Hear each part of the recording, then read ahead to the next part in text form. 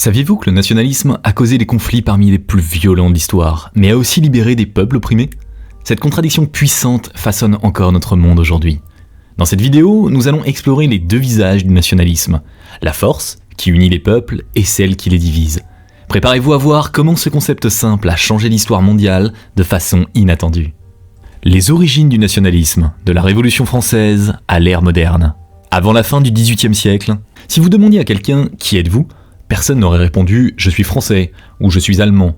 On disait plutôt « Je suis sujet de Louis XVI » ou « Je viens de Normandie ». L'idée même d'appartenir à une nation n'existait pas comme nous la concevons aujourd'hui. Tout a changé avec la Révolution française. Un concept totalement nouveau est né. Le peuple lui-même devenait source de pouvoir et de légitimité. Du jour au lendemain, on n'était plus sujet de Sa Majesté, mais citoyen de la République. Ce changement peut sembler simple, mais il a remanié l'ordre mondial existant depuis des siècles. C'est à cette époque que le mot nationalisme est apparu pour la première fois dans les écrits d'un prêtre français nommé Augustin Barruel. Ironiquement, il utilisait ce terme de façon négative pour critiquer les révolutionnaires. Mais l'idée a fait son chemin. Derrière cette transformation se cachait l'influence de philosophes comme Jean-Jacques Rousseau. Sans jamais mentionner le terme nationalisme, Rousseau a développé l'idée révolutionnaire que le gouvernement devait reposer, non pas sur le pouvoir absolu d'un monarque, mais sur la volonté générale de toute la communauté. Et puis, il y a eu Napoléon. Ses conquêtes à travers l'Europe ont eu un effet inattendu. Elles ont déclenché un réveil national dans les pays envahis.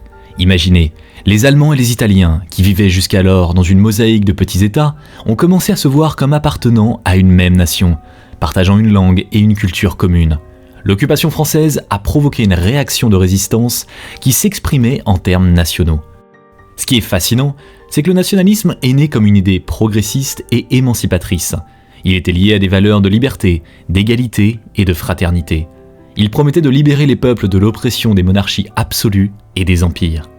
L'idée que chaque peuple avait le droit de se gouverner lui-même était révolutionnaire à l'époque. Avec le temps, le nationalisme s'est propagé bien au-delà de l'Europe. Ce qui est important de comprendre, c'est que le nationalisme n'a pas toujours été cette idéologie conservatrice ou d'extrême droite qu'on associe souvent à ce terme aujourd'hui. À ses débuts, c'était un agent de changement majeur qui remettait en question l'ordre établi et donnait une voix au peuple opprimé.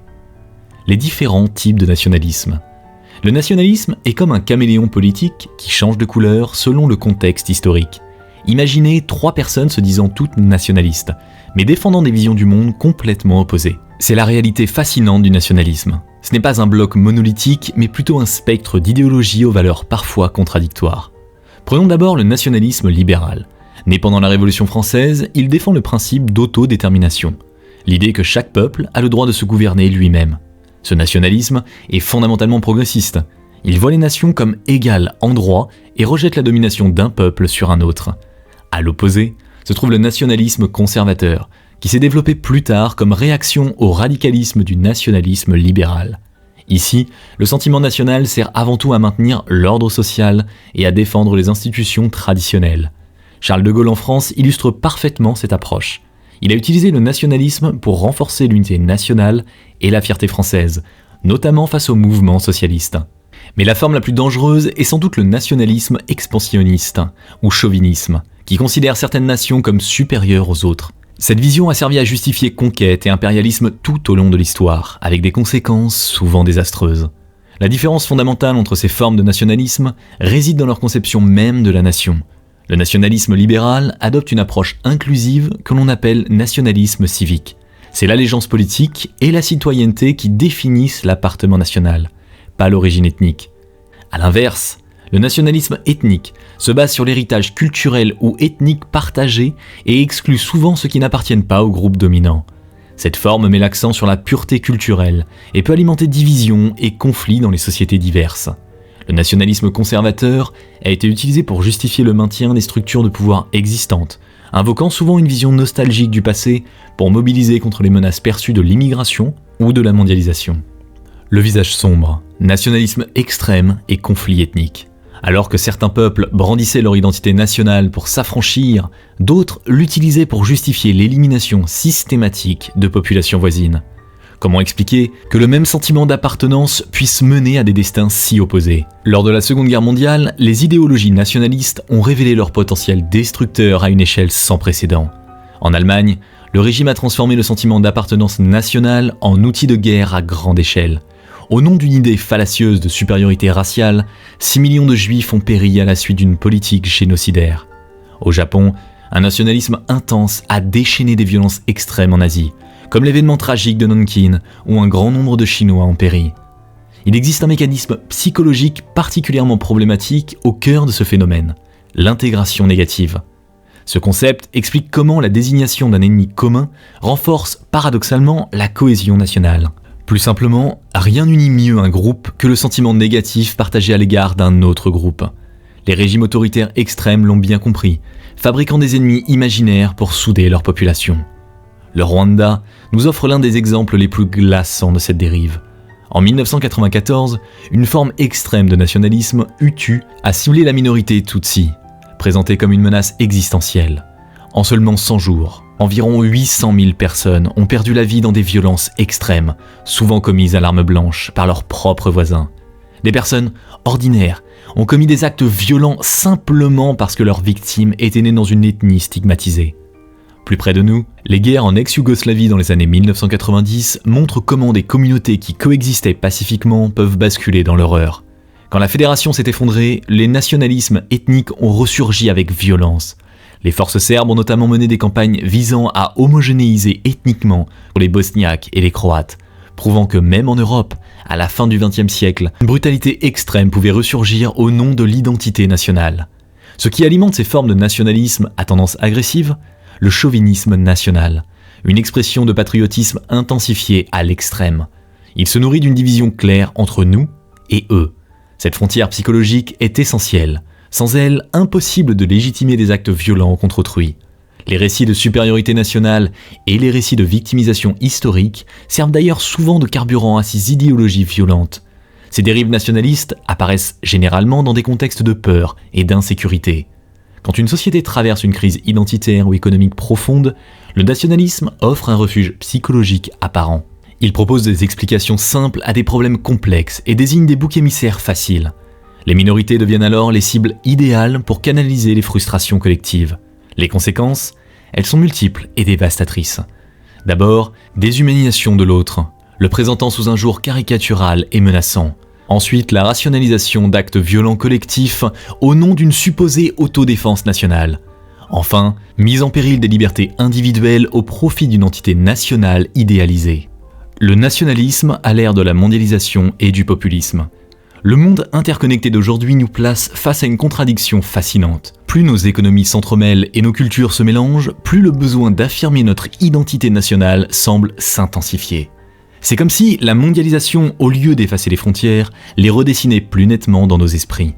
Imaginez un peu, on nous avait promis un village global, où les différences nationales s'estomperaient progressivement.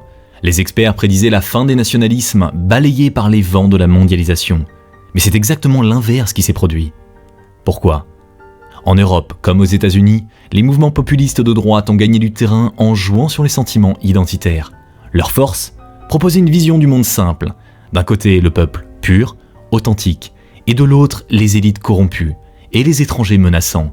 Ce cadrage n'est pas nouveau, mais il trouve aujourd'hui un écho particulier. La crise migratoire a servi de catalyseur à cette tendance. Quand des millions de personnes se déplacent à travers les frontières, les questions d'identité nationale deviennent brûlantes. Qui sommes-nous ?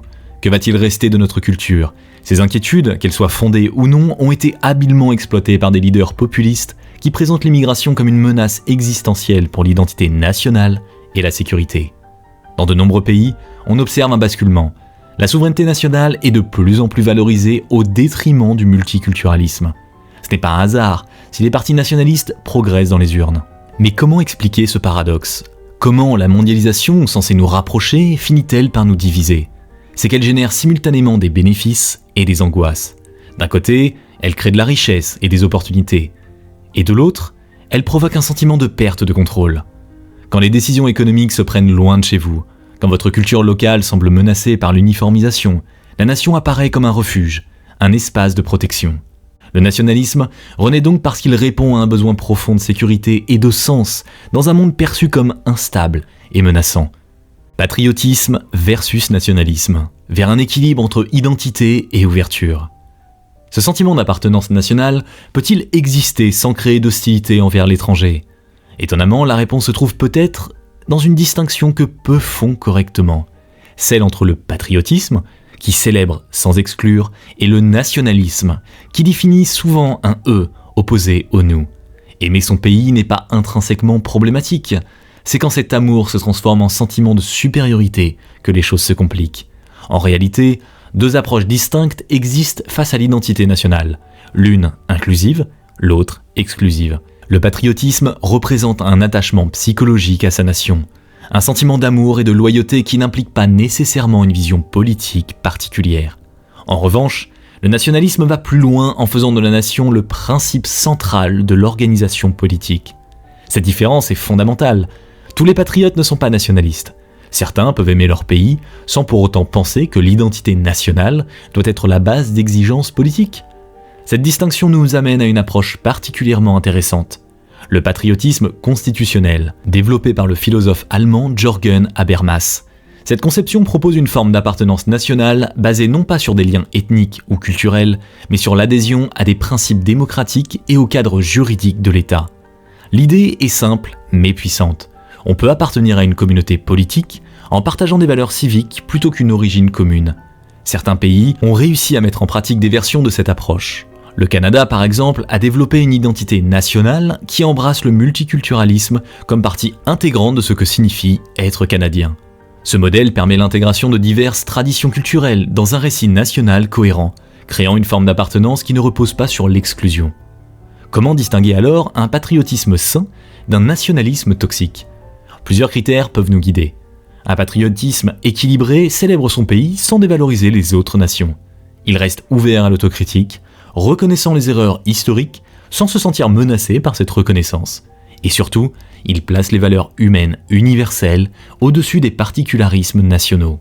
Il n'y a pas d'opposition fondamentale entre être fier de son héritage national et s'ouvrir à la diversité du monde. Au contraire, ces deux dimensions peuvent se renforcer mutuellement. Le défi pour nos sociétés contemporaines est donc de construire des identités nationales suffisamment souples pour incorporer de nouveaux éléments sans perdre leur cohérence. Une identité nationale vivante n'est pas un musée figé dans le temps, mais un organisme qui évolue constamment. Elle peut s'enrichir au contact d'autres cultures sans se dissoudre. La question n'est donc pas de choisir entre l'amour de son pays et l'ouverture au monde, mais de redéfinir ce que signifie appartenir à une nation dans un monde interconnecté. Un patriotisme réfléchi offre un sentiment d'enracinement qui n'est pas incompatible avec une citoyenneté mondiale.